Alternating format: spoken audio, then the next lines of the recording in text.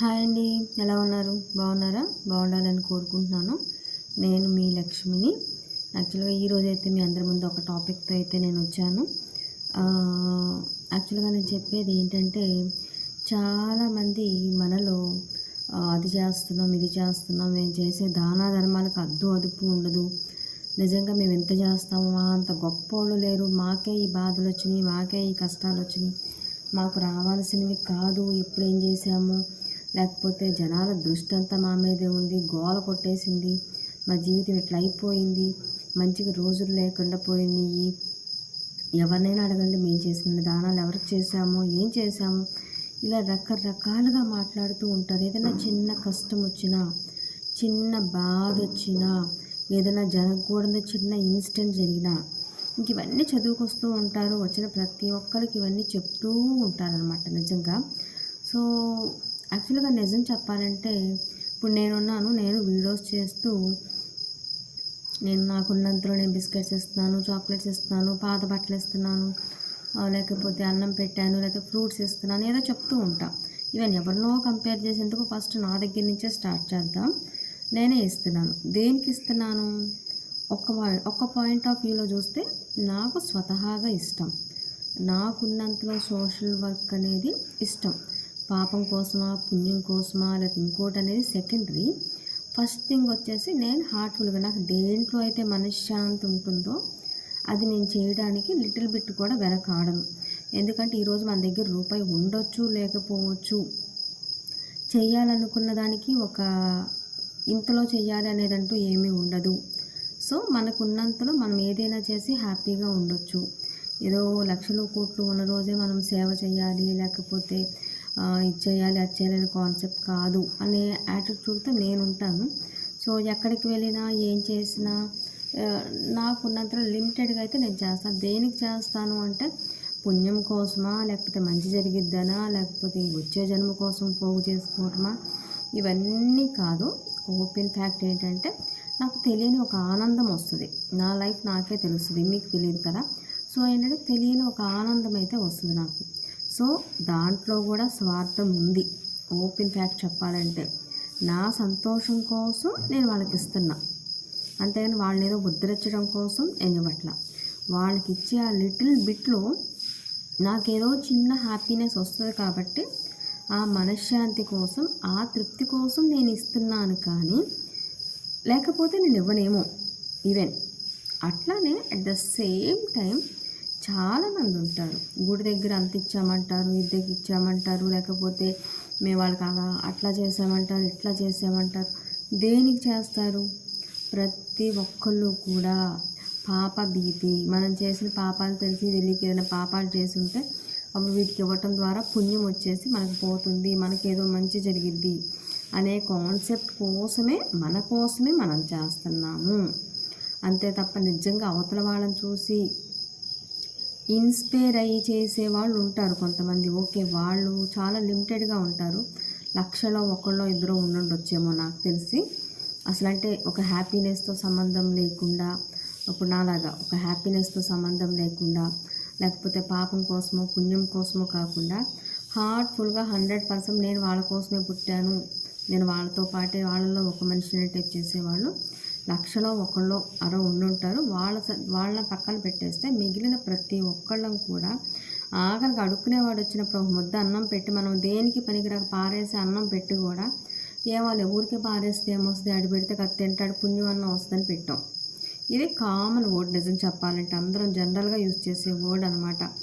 గుడికి వెళ్తాం, దేవుడి దండం పెట్టుకుంటాం, ఇంత బాగా లిస్ట్ చదివేసేస్తాము, కోరికలు చిట్టా చెప్పేస్తాము, వచ్చేస్తాం.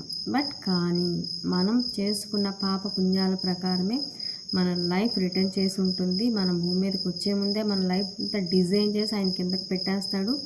మనం 1,00,000 చేసినా, 1,00,00,000 చేసినా, మంచి పనులైనా, ఇంకోటైనా మనకి ఈ జన్మంతా ఎలా రాసి పెట్టుందో మన లైఫ్ అలానే లీడ్ అవుతుంది.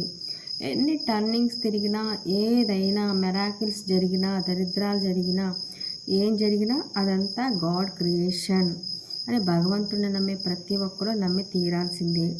ఇప్పుడు మనకు మధ్యలో ఏదో బాధ వచ్చిందనో, సంతోషం వచ్చిందనో, ఇంకోటి వచ్చిందని చెప్పు మనం ఏదో దానం చేస్తూనో, ఇంకోటి చేస్తూనో మనకేది కొత్తగా యాడ్ అయ్యేది ఏమీ ఉండదు. పుణ్యం కానీ తలరాత కానీ మారేది ఉండదు. కాకపోతే ఏంటంటే ఒకళ్ళ ఆకలి తీర్చిన ఇది ఉంటుందేమో, మనకి సాటిస్ఫాక్షన్ ఉంటుంది. పుణ్యం అనేది కొంచెం ఉంటుంది. ఆ పుణ్యం అనే కాన్సెప్ట్ లేకపోతే ఎవ్వరూ ఎవరికి రూ. 10 కూడా ఇవ్వరు, 5 పైసలు కూడా ఇవ్వరు. దేనికి ఇస్తారు? ఏ పుణ్యము రాదనే అసలు పురాణాల నుంచి లేకపోతే ఎవ్వరూ ఎవరికి రూ. 10. ఇప్పుడే శవాల మీద పడి పీక్కుని తినేలా ఉన్నారు రూపాయి దగ్గర. ఆస్తుల దగ్గర, వాటి దగ్గర, వీటి దగ్గర, ప్రతి దాని దగ్గర రిలేషన్స్ ఏంటి, వాల్యూస్ ఏంటని లేకుండా ఆస్తులు అంతస్తులు ఉంటే చాలు, రూపాయి ఉంటే చాలు అనే కాంటెంట్లో ఉంటున్నారు ప్రతి ఒక్కళ్ళు కూడా చాలా వరకు. బట్ అది కాదు లైఫ్ అంటే. ఇప్పుడు నేను చెప్తున్న కేటగిరీ ఏంటంటే, ఎవరిమైనా సరే దానం చేసేవాళ్ళు అవ్వచ్చు, ధర్మం చేసేవాళ్ళు అవ్వచ్చు, లేకపోతే రోడ్డు మీద వెళ్ళే వాళ్ళకి ఒక ముద్ద అన్నం పెట్టేవాళ్ళు అవ్వచ్చు, లేకపోతే పార్సిల్ సప్లై చేసే ప్రతి ఒక్కళ్ళు ఏం చేసినా సరే మన కోసమే మనం చేసుకుంటున్నాం. మనల్ని మనం ఉద్ధరించుకోవడం కోసం, మనం తెలిసి తెలియక చేసిన తప్పులు ఉంటే ఒక మంచి పని చేస్తే ఇది కవర్ అయిపోతుంది అనే కాన్సెప్ట్ కోసం చేస్తాము. లేదు అంటే ఏదో ఏదో పాపం జరిగింది కదా, వాళ్ళకి చేస్తే మనకి ఏదో పుణ్యం వచ్చేస్తుంది, వచ్చే జన్మ బెటర్గా ఉంటుంది అనే కాన్సెప్ట్ కోసం ఏదన్నా కానీ దాంట్లో కూడా మన స్వార్థమే ఉంది. హ్యాపీనెస్ కోసం నాలాగా చేసినా అది స్వార్థమే అవుతుంది. ఇలా ఆలోచించి చేసినా ఇదైనా అంతే. అసలు ఈ కాన్సెప్ట్స్ ఏమీ లేకపోతే ఎవ్వరి మొహం ఎవ్వరూ కూడా చూడరు. ఇది మాత్రం రియల్ ఫ్యాక్ట్ అని నాకు అర్థమవుతూ ఉంటుంది కొన్ని చూస్తే. ఎందుకంటే చాలా బిల్డప్ ఇస్తూ ఉంటాం ఇచ్చేటప్పుడు. అసలు ఇచ్చి మళ్ళీ 100 మందికి చెప్తామన్నమాట. నేనైనా అంతే, ఇప్పుడు ఎవరిని అనట్లా, నేనైనా అంతే. ఒక ఓల్డేజ్ హోమ్కి వెళ్ళొస్తాను, అక్కడ బిస్కెట్ ఇస్తాను, బ్రెడ్ ప్యాకెట్ ఇస్తాను. దారి పొడుగుతా కనిపించిన వాళ్ళకి ఎక్కడికి వెళ్ళొస్తున్నామంటే కొంచెం ఖాళీ టైం దొరికిందని ఓల్డేజ్ హోమ్కి వెళ్ళొచ్చా, చైల్డ్ హోమ్కి వెళ్ళొచ్చా, నా మైనస్ చెప్తున్నా. చెప్పొచ్చా? అక్కర్లేదు కదా. వెళ్ళాలనుకున్నాను, వెళ్ళాను, ఇచ్చాను, వచ్చాను, అయిపోయింది. ఇప్పుడు ఈ దరిద్రాల కొద్దీ వీడియోస్ తీయటం స్టార్ట్ చేశానేమో, చేసే చిన్న లిటిల్ బిట్ కూడా చూపించడం. ఇన్ని ఇయర్స్ నుంచి నేను ఏం చేసినా ఎవరికి తెలిసేది కాదు. ఇప్పుడు ఆ వీడియో వస్తుంది కదా తీద్దామనే కాన్సెప్ట్. యాక్చువల్గా నిజంగా దానం చేసేవాళ్ళు, ఏం ఎక్స్పెక్ట్ చేయకుండా చేసేవాళ్ళు కుడి చేతితో చేస్తుంది ఎడం చేతికి కూడా తెలియకుండా ఇస్తారు. అది కరెక్ట్, అది రైట్. బట్ నేను వీడియోస్ తీసేస్తున్నా, ఇంకేమొస్తుంది? కనీసం వాళ్ళకి ఇచ్చిన ప్రతిఫలం కూడా నాకు ఉండదు, ఏదో ఇచ్చాను అన్న పేరు తప్ప.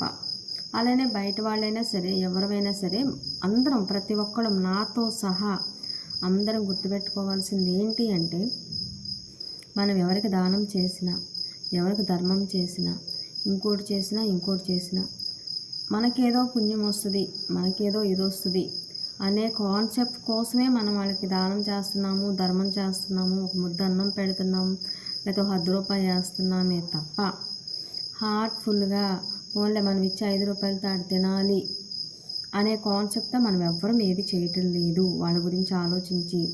సో మనమైతే ఎవ్వరం కూడా ఎవరికి కూడా ఏం చేసినా గొప్పగా అయితే చెప్పుకోనక్కర్లేదు. లైఫ్ డిజైనింగ్ అంటారా, భగవంతుడి చేతుల్లో ఉంటుంది. మనం ఇప్పుడు చేసిన దాన్ని బట్టే మన జీవితాలు మారిపోవు.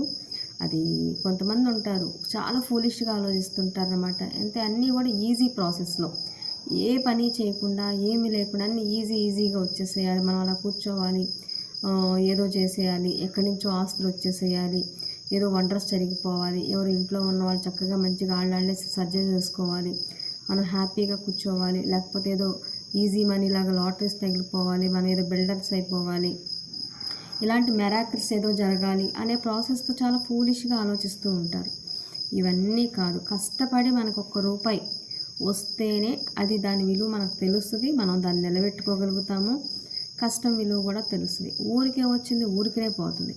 కొంతమంది ఉంటారు ఉత్తిగా ఒక నోళ్ళు తినే కాడ నోళ్ళు కూడగొట్టే అంటారు చూసారా, ఆ టైప్లో మోసాలకి దందాలకి ఒక అంతు అదుపు లేకుండా ఎవరి నోటి దగ్గర కూడి చేసేసి మినాయించుకోవటాలు, స్వార్థాలు చేయటాలు, ఇలాంటి భూ కబ్జాలు, ఇలాంటివి చాలామంది అమాయకులు చాలామంది చాలా చేస్తూ ఉంటారు. అలాంటి వాళ్ళకి ఏది ఎట్లా వచ్చిందో అలానే పోతుంది తప్ప దాంట్లో మిగిలేది అనేది ఏమి ఉండదు, వాళ్ళు బాగుపడేది కూడా ఉండదు. ఆ రూపంలో ఏ రోగమో నొప్పో వస్తుంది, వాళ్ళకి మిగిలేదేదో మన దగ్గర ఏదైతే వాళ్ళు లాక్కున్నారో, మనం అన్యాయంగా ఏదైతే మనం తీసుకున్నామో అది మనకే కాళ్ళు చేతులు పడిపోయో ఇంకో రూపంలో మనం దానికే హాస్పిటల్స్ ఖర్చు పెట్టడమో ఇంకోటో జరుగుతుంది. ఎప్పుడైనా మనం మనిషి అనేవాళ్ళు నిజాయితీగా కష్టపడి బతకాలి. మనం ఏదైతే నోటి మాట చెప్తామో అది మనం నిలబెట్టుకోవాలి. దాని ప్రకారం బేస్ అయి ఉంటుంది. దేవుడిచ్చిన నోరు ఉంది, ప్రతిదీ నోటితో మనం మాట్లాడుకోవాలి. మన కాలు చెయ్యి పనిచేసినంతసేపు మనకున్నంతలో నిజాయితీగా మనం కష్టపడి పని చేసుకోవాలి. మనం తిన్నదేదో పచ్చడితో తిన్నా కూరతో తిన్నా మనం తినాలి. అంతే తప్ప ఒకళ్ళ దగ్గర నోటి దగ్గర కూడు తీసేసి ఒకళ్ళ గురించి విమర్శించి మాట్లాడుకుని, లేకపోతే వాళ్ళేదో మనకు ఊరికే వచ్చి పడిపోవాలని చెప్పి, లేదా ఒకళ్ళ కష్టం మనం తినాలనుకుని ఇట్లాంటి ఆలోచనలు చేసినంత మాత్రాన కరెక్ట్ కాదు. జీవితంలో ఏ రోజు పైకి వెళ్ళలేరు. ఒక గోల్ అనేది ప్రతి మనిషి కూడా కసిగా పెట్టుకోవాలి. ప్రతి మనిషి, ఆడ మనిషి అయినా మగ మనిషి అయినా, చిన్న పిల్లోడి దగ్గర నుంచి టార్గెట్స్ పెట్టుకోవాలి. నిజంగా పట్టుదల ఉన్న వాళ్ళైతే, నేను చదువుకునే పిల్లలైతే నేను ఈ ర్యాంక్ కొట్టాలి ఏదేమైనా సరే అనుకోవాలి. టీనేజ్ పిల్లలైతే నేను ఈ జాబ్ చేయాలి, ఎంత సఫర్ అయినా సరే నేను ఈ జాబ్ తెచ్చుకోవాలి అనే కాన్సెప్ట్ పెట్టుకోవాలి. లేడీస్ అయితే నేను ఎందుకు ఏం చేయలేను, నేను ఇది చెయ్యాలి, ఇది నా గోల్ అని ఆడవాళ్ళు పెట్టుకోవాలి. జెంట్స్ అయితే వాళ్ళ బిజినెస్ వైజ్గా కానీ వాళ్ళ ప్రొఫెషనల్ వైజ్గా వాళ్ళు ఏదైతే దాంట్లో ఉంటారో నేను ఇది రీచ్ అవ్వాలి, నేను ఇది చెయ్యాలి అనే కాన్సెప్ట్ వాళ్ళు పెట్టుకోవాలి. అలా పెట్టుకుని ముందుకు వెళ్ళాలే తప్ప అన్యాయం చేసి మోసం చేసి ఎదిగి అటు ఇటు చేసి, లేకపోతే సోది కబుర్లు చెప్పి ఎవరిదో ఊరికి వచ్చి పడిపోవాలనేసి ఇలాంటి పిచ్చి పిచ్చి ఆలోచనలు ఏవి కూడా లైఫ్లో మనిషిని ముందుకు వెళ్ళనివ్వవు. ఇంకా వాళ్ళని సమాజం డీగ్రేడ్ చేసి చూస్తుంది. వాళ్ళ నేచర్ కనుక బయటికి వెళితే, బయట వాళ్ళు క్యాచ్ చేస్తే దేనికి పనికిరాని మనిషిగా అయితే క్యాలిక్యులేట్ చేస్తారు. సో ప్రతి ఒక్కళ్ళు ఈరోజు టోటల్గా ఓవరాల్గా అన్ని కాన్సెప్ట్ గురించి మిక్స్గా అయితే నేను మీకు నాకు తోచింది ఏదో నేను చెప్తున్నాను అనమాట.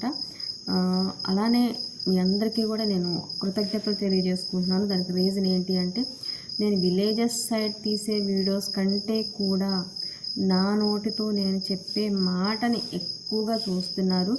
సో నాకు అది చాలా హ్యాపీగా ఉంది. భగవంతుడిచ్చిన నోరు మాట ఇది నాకు. సో అది నేను బతికున్నంతకాలం ఇలానే నిలుపుకుంటాను.